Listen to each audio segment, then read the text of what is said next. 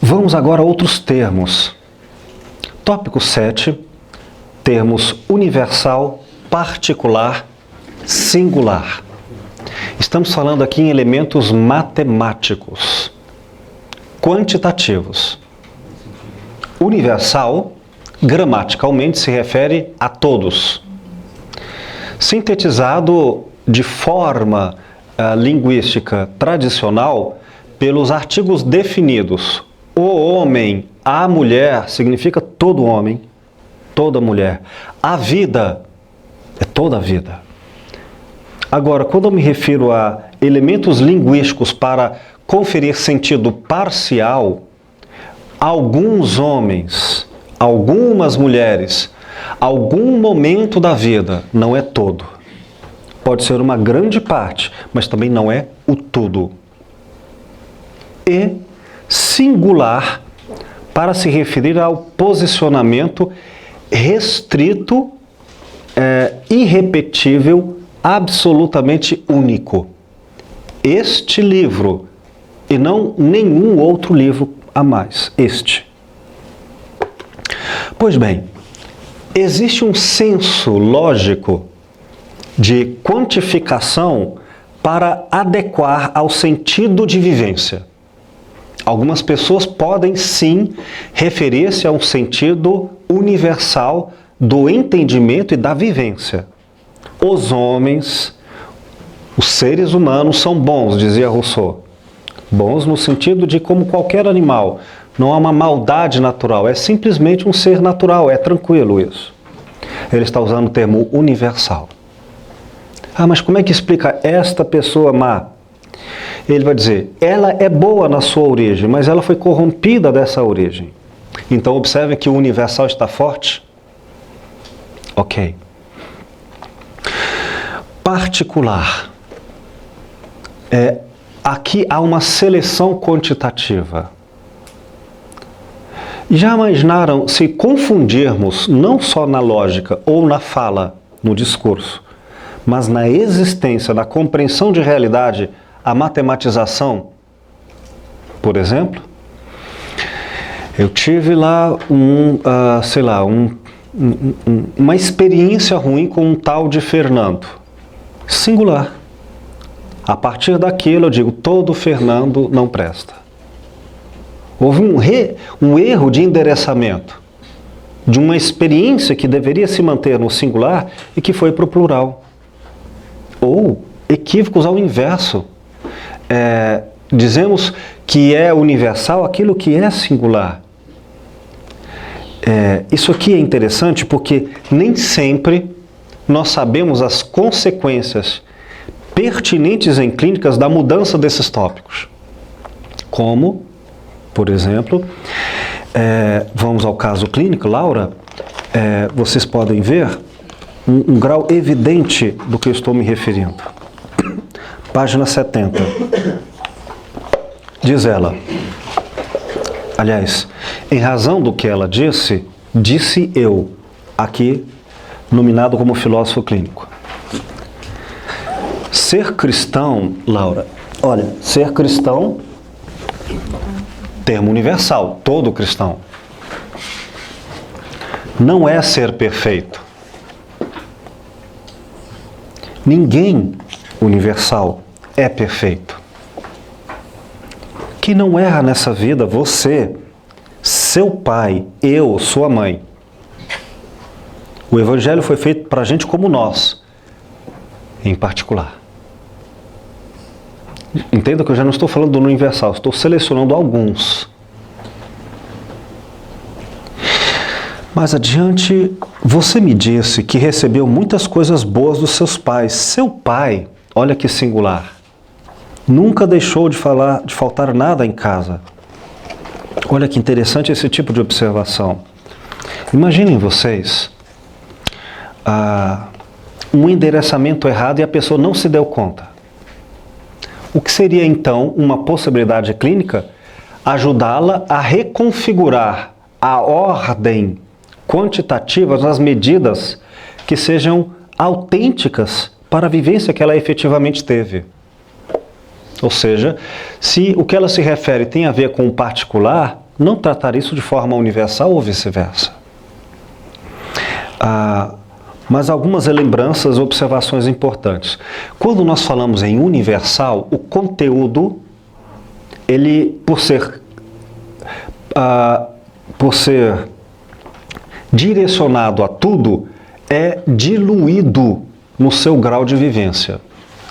Por exemplo, se eu digo você em particular é mal, você, toda a potência e o lastro do que significa ser mal está unicamente reduzido e, portanto, totalmente concentrado naquela pessoa. Então, ela é profundamente má.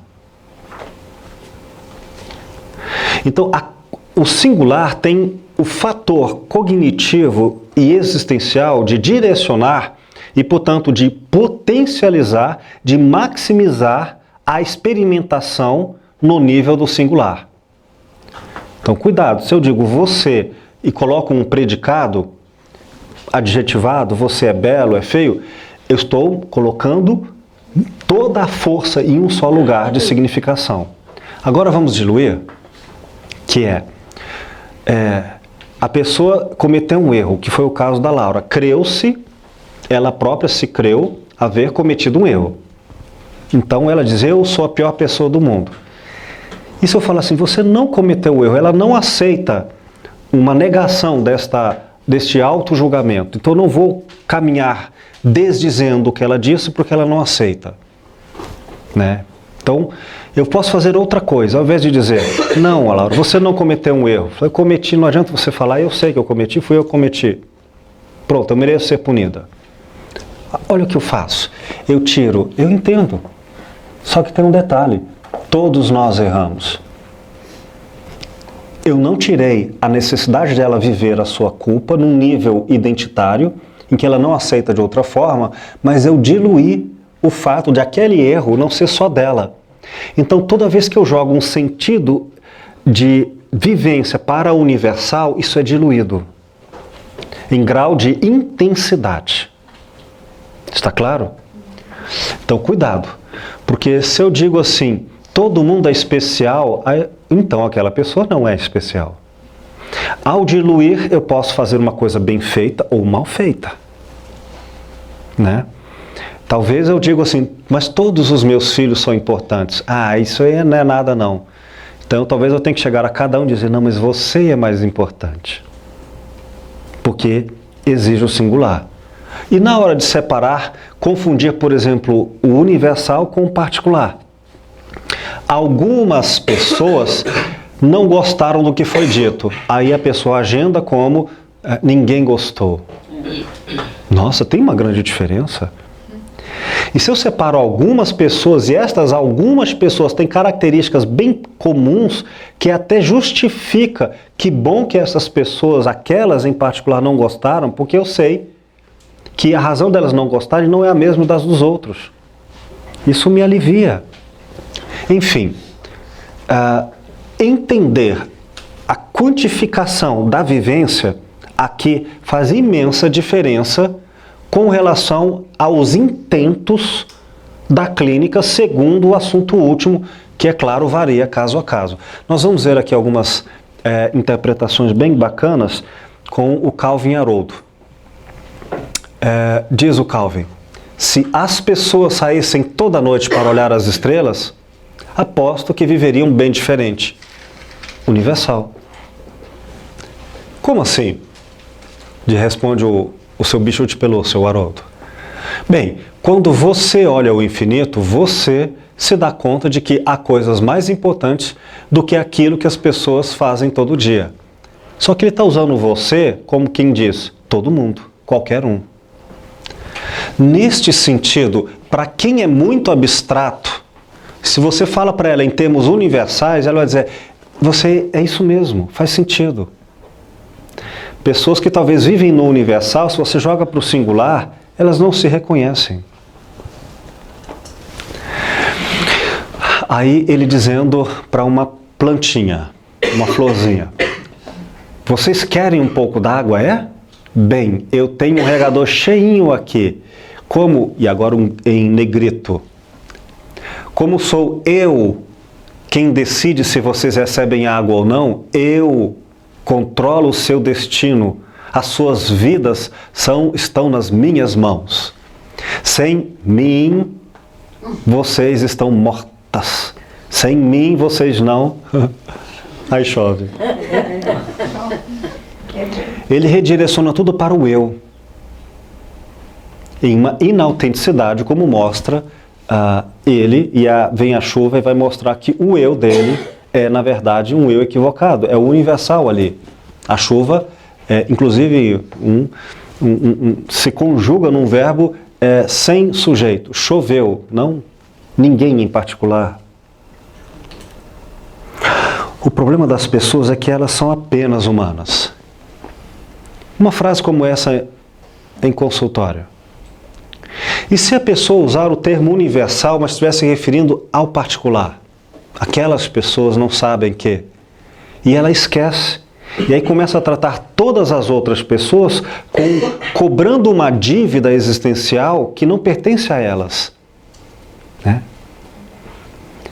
Imaginem, eu como sexo masculino, como gênero, acabo sendo tratado na clínica como dizer, vocês homens. Eu não tenho nada com isso. Como assim, vocês? Ou então, o que já aconteceu em clínica, muito engraçado, a pessoa fala assim, no universal, sabe, Will, é porque os homens não sei o que, não sei o que. Fala, será que ela está me vendo como? Sem gênero? É uma pergunta a ser feita.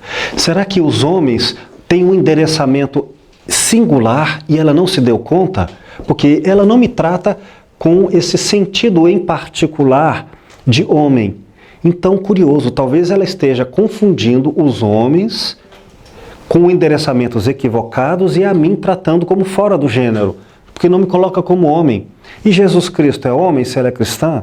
Ou não? Ela esquece que é gênero e só usa dentro do que lhe convém. Reagendamentos que merecem nossas pesquisas. Aqui, minha mãe disse que morrer é tão natural quanto nascer e que é tudo parte do ciclo da vida. Ela diz que nós entendemos isso de verdade, nós não entendemos isso de verdade, mas há muitas coisas que não entendemos totalmente e que devemos usar da melhor forma o conhecimento que temos. Acho que faz sentido. Até aqui ele está usando o universal. As pessoas morrem, isso faz parte da vida, é isso mesmo. O Haroldo, o bichinho, entendeu que ele estava falando do universal, mas ele estava com medo no singular. Aí, o que ele responde? No universal, ele corrige, porque ele sabe que a pessoa usou o universal para falar do singular, às vezes para se esconder. Não sou eu, tá? Aí ele diz, mas você que não vá para nenhum outro lugar, viu? Não se preocupe. Muitas vezes o discurso no universal é uma forma de agir no singular. Se você entender isso, não responde no universal, responde onde ela quer e precisa, no singular. Como é que eu vou saber se a pessoa efetivamente está num sentido universal, particular ou singular? No contexto da historicidade, né? Nas bases categoriais. Assunto, circunstância, lugar, tempo, relação. Bom, aqui tem outras coisas interessantes. Essa aqui, por fim, engraçada. Você está jogando pedras na casa? A mãe dele. Mas de onde é que você tira essas ideias? Aí ele responde no universal. Tenho genes ruins? É genético? Ou seja, veio da mãe. Resposta errada. Ele quis ir para o universal e se deu mal. Porque o universal afetou aquela outra pessoa, a mãe. E às vezes a gente ofende sem saber, sabia?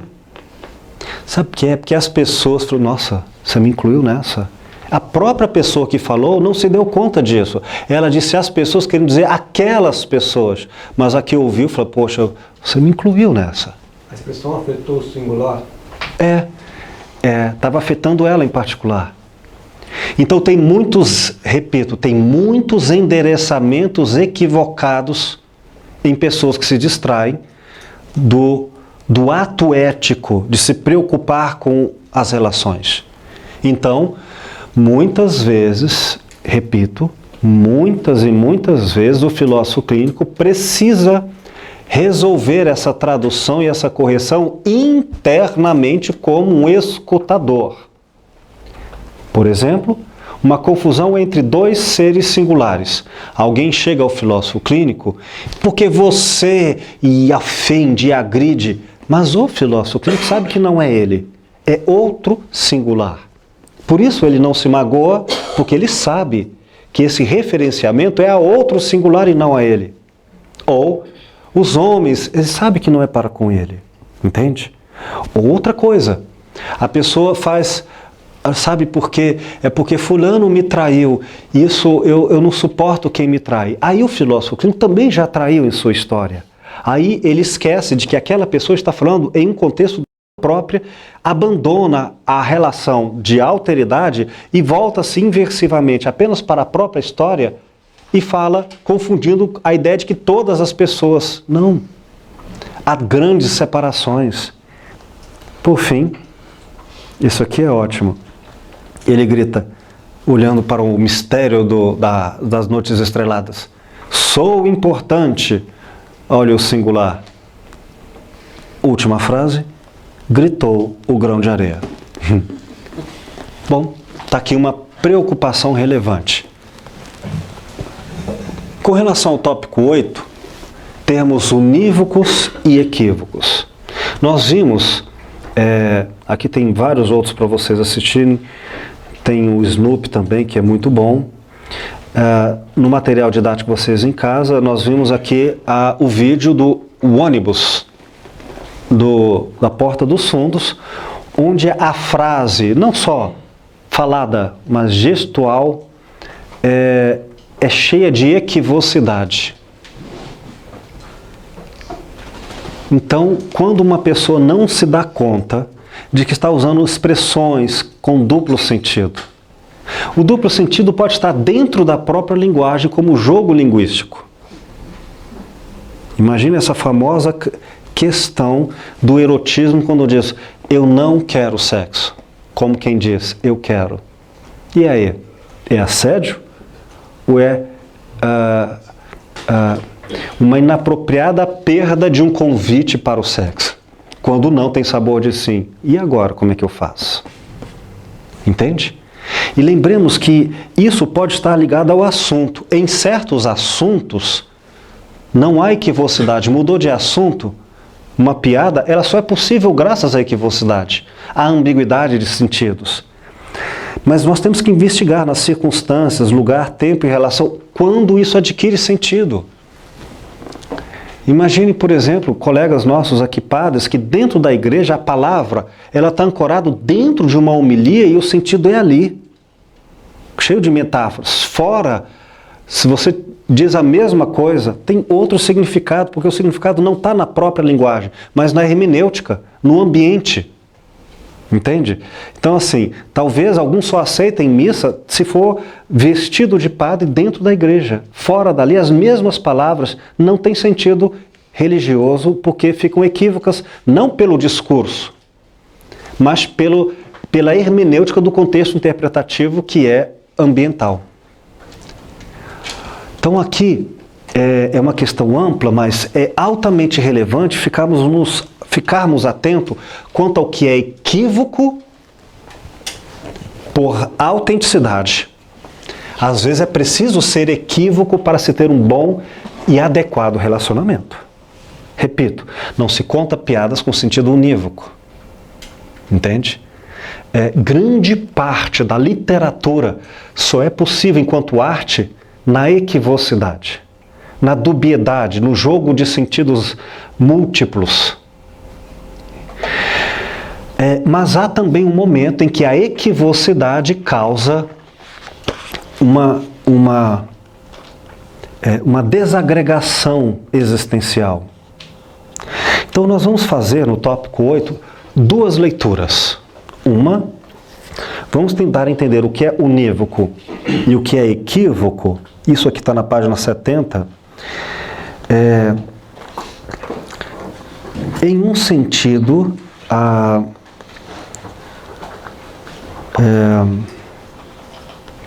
de interpretação no jogo linguístico da fala.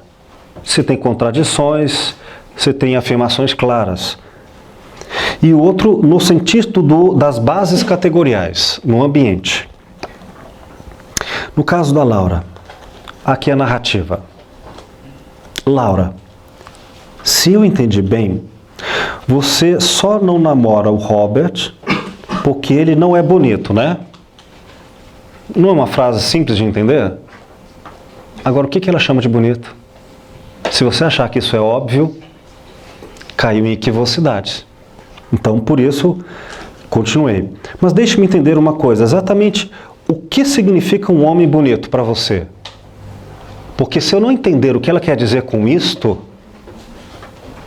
eu tomarei por óbvio, pelos meus preceitos estéticos de julgamento, e olha que eu posso estar usando no sentido estético. Ela pode usar bonito no sentido moral. Ela pode ter outro sentido estético. Enfim, a situação não é fácil. Aliás, eu me lembro aqui, unindo o termo unívoco e equívoco, tópico 8 com o tópico 6, quando há mais de 20 anos atrás eu tinha esta aula com o professor Lúcio Pacter, e aí eu conversando no início de 1989, e aí eu falei com ele assim, um tanto arrogante, e disse assim: mas isso é uma bobagem, tem certas coisas que não são equivocadas. Por exemplo, sei lá, estava no contexto do assunto que estávamos falando, olha, beijar alguém, o que há de complicado nisso? É simples, um beijo é um beijo. Na hora, uma colega do lado levantou: para mim, o beijo é uma coisa tão complicada.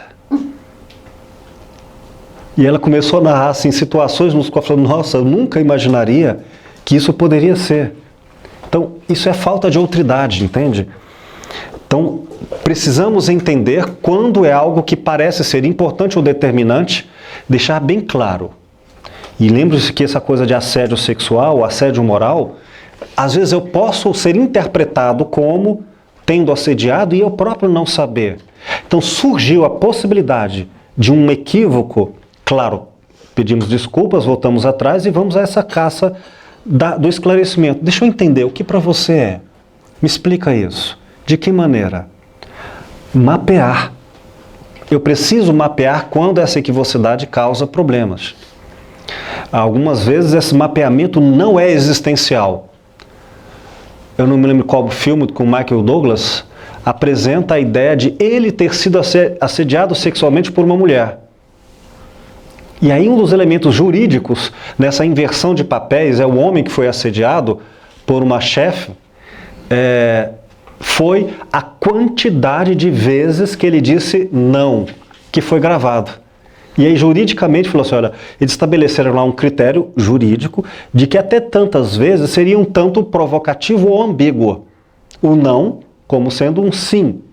Mas tantas foram as vezes que ele disse que não houve dúvidas por parte da interpretação jurídica de que aquele era um efetivo não de negação de um desejo. Aliás, é bom lembrar que aqui o desejo, separando o desejo biológico do desejo afetivo. Porque mesmo que ele ficasse excitado fisicamente, não quer dizer que ele quisesse isso em razão dos seus compromissos morais. Porque aí vai dizer, não sou eu, meu corpo, sou eu, minha alma, minha mente. Assim como eu posso dizer, meu corpo me trai, ou eu traio meu corpo, enfim. Por isso, agora a resposta dela, Laura, sei lá. Bonito é bonito. Então, e agora? É uma coisa padronizada, de modo que todo mundo sabe o que é. Então agora está usando padrão, bases categoriais, então eu estou me valendo de cultura. Então deixa eu ver se eu estou entendendo bem o que nós estamos chamando de cultura. Porque quando alguém fala música popular brasileira, a expressão é equívoca. Amado Batista é música popular E Chico Buarque de Holanda é música popular. Então, o que vamos entender por popular? Né? De novo, esclarecimento. Só para ficar bem claro, disse eu para ela, na época. Para evitar qualquer equívoco, para você, beleza é aquilo que a maioria concordaria que é bonito. Um homem bonito, sem a menor dúvida, seria no cinema Richard Gere ou Brad Pitt? Aí ela, yes. Você bem clara. Não estou falando de beleza interior. Clareza. Viu? E atenção, esta clareza da univocidade nem sempre pode ser cobrada.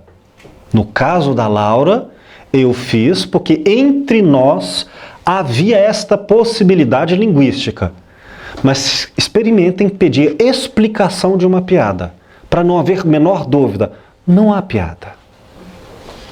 Experimentem se a pessoa está em dúvida na sua relação erótica exatamente do que ela quer quando diz que quer. Se ela for explicar tão descritivamente, de forma singular, perde o encantamento que só é possível na equivocidade. Então nós temos que mapear quando existencialmente a potência de autenticidade. Ou na univocidade ou na equivocidade. Se não é fácil, às vezes, de primeira monta reconhecer, não tenho a menor dúvida, ou perdão, é muito fácil, digo eu, com 20 anos de clínica, é muito fácil você prestar atenção e ver que ao longo da historicidade, quando este tópico é importante, ela evidencia claramente. Ela diz, você acredita que eu falei isso, a pessoa falou aquilo? Como é que ela não entendeu? Ela vai pontuar na sua linguagem, no seu modo de ser, a exigência de equivocidade, a exigência de univocidade em suas bases categoriais. Não é difícil, entendem? Não é difícil. E quando algumas pessoas, por exemplo, você quer um sentido sempre unívoco e ela sempre procura um sentido equívoco. Aí você aprende a lidar com o jeito dela. E não estamos no mundo ideal. Vamos entrar na linguagem do outro dentro do melhor possível entre nós. Está claro? Sim. Eu acho que para mim vale a pena ressaltar que no espaço de clínica, se você tem a oportunidade de pegar a historicidade, essas coisas vão se tornando evidentes porque você está fazendo esse trabalho de distanciamento e tudo mais. Isso. Mas se numa situação de dia a dia, de cotidiano, a gente não tem como ter essa certeza. Só pode existir esse trato de confundir o não e o sim se estiver a historicidade e se estiver dentro do espaço de clínica. Em outro, mesmo que o corpo esteja falando, pareça que esteja falando uma coisa e tudo mais, o não tem que ser um não, o sim tem que ser um sim. Assim. É uma boa observação. É por isso que o método é fundamental na clínica. Não posso, de primeira consulta, já ter conclusões, derivações e atitudes sem uma aprendizagem até a montagem da estrutura de pensamento. Aqui tem alguns colegas que já fizeram clínica comigo, sabe que eu demoro um tempo subjetivamente marcado, mas não é instantâneo, e eu preciso entender a estrutura de pensamento nos modos dela, até chegar a este ponto. Aí eu não preciso mais propriamente estudar e só ficar atento, porque eu já entendi um fluxo de tendência existencial, porque aí eu já vou ao mundo dela. Mas, filho, a partir dessa questão da subjetividade, eu tenho outra, que são as bases categoriais. Há toda uma clínica que fazemos a partir das culturas, dos modos padrões de ser, não por concordância ou discordância, mas como a priori culturais. Então, eu sei que se eu vou para uma cidade de praia, onde o calor é muito grande, há uma diferença muito sutil, por exemplo, entre uma calcinha e um biquíni. E não é uma diferença hoje em dia propriamente de visualidade, tamanho, forma ou de tecido, mas sim de ambiente, de contexto. É nesse sentido que às vezes, não se investiga na historicidade do indivíduo, mas na historicidade das bases categoriais, onde certos termos lá no Nordeste significam amplamente por hermenêutica um sentido que só vamos saber a partir das bases categoriais. Então, quando na clínica eu tenho recurso das bases categoriais, que são elementos sociológicos, são elementos culturais, isso me ajuda. Mas lembremos, quanto mais eu me aproximo da subjetividade, mais eu ponho em suspensão essas bases categoriais, elementos externos, objetivos e padrões, para me aproximar do jeito único de cada um. Uma boa observação. Para concluir, aliás, eu tenho uma proposta. Não vamos seguir adiante, e o vídeo que antes vimos sobre Carla, do Porta dos Fundos, se remete a esse tópico 9, discurso completo e incompleto, que trataremos na próxima aula. Mas antecipo do que trata a ideia de discurso completo ou completo. Vivências que se fecharam, que se concluíram, que tiveram uma sensação subjetiva de conclusividade e término, e outras que permanecem abertas. Ou seja, é como um relacionamento que uma vez terminou, sobre algum registro de término, mas ele continua inconcluso, aberto, ainda derivando um discurso, como se ainda eu estivesse em diálogo, mantendo relações com algo que permanece aberto. E estudar essas questões entre o que é fechado e aberto no discurso, nem sempre é uma oralidade. Então, por exemplo, a pessoa está em silêncio na minha frente, mas eu ainda continuo ecoando gritos, como se ela estivesse gritando comigo. Isso é uma inconclusão. E há nisso coisas positivas e ou negativas. Mas sobre esse tópico que estudaremos na próxima aula, fica aí as investigações nos livros. Só para retomarmos e concluirmos a aula de hoje, dúvidas e questões? Professor, a última pergunta para o senhor. Quando o filósofo perguntou para ela assim, para evitar qualquer equívoco, Sim. e a resposta dela foi, não estou falando de beleza interior, viu? Você conseguiu revelar a questão aqui da equívoco? Sim. A resposta dela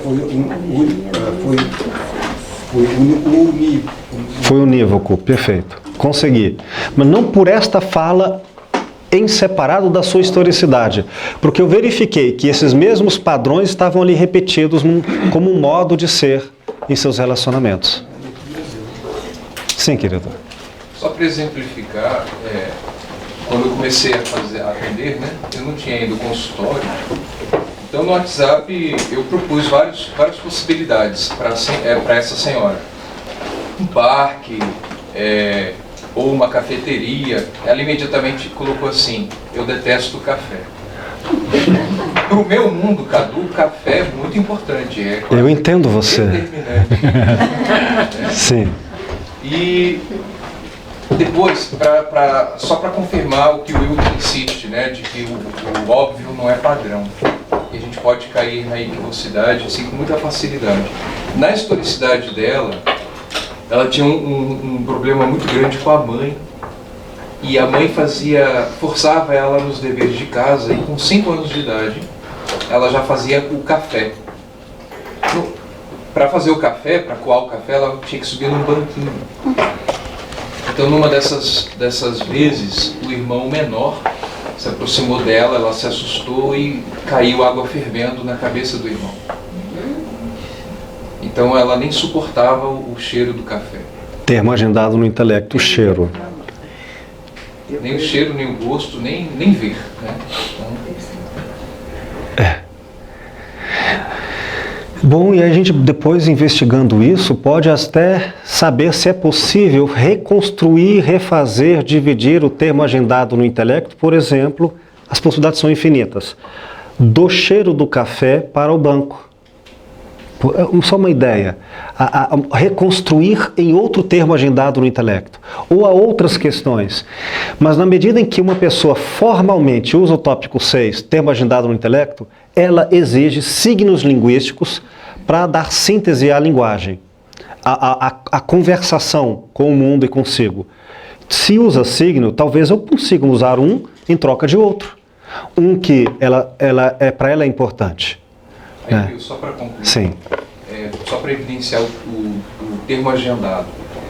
Depois de 1 ano e meio de clínica, eu senti assim, falta alguma coisa.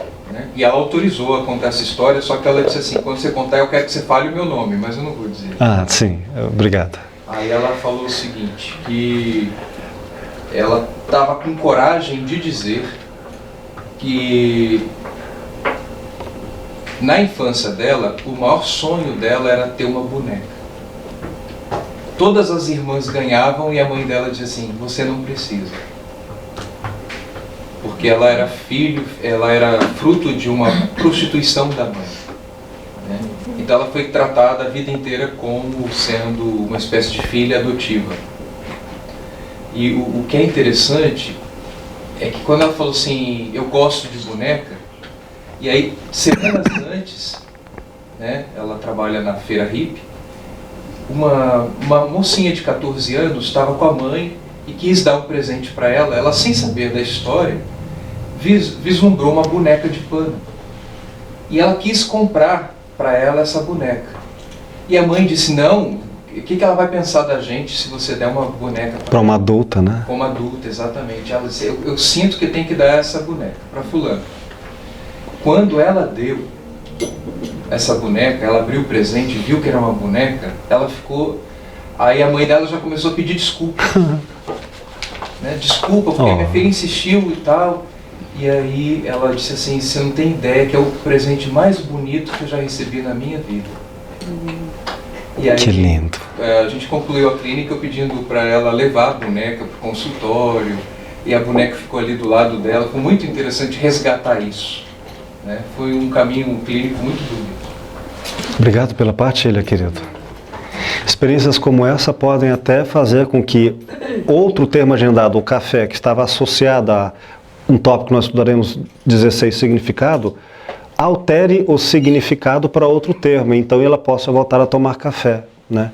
Assim, a clínica é feita de vida de carinho que tem que ter amor.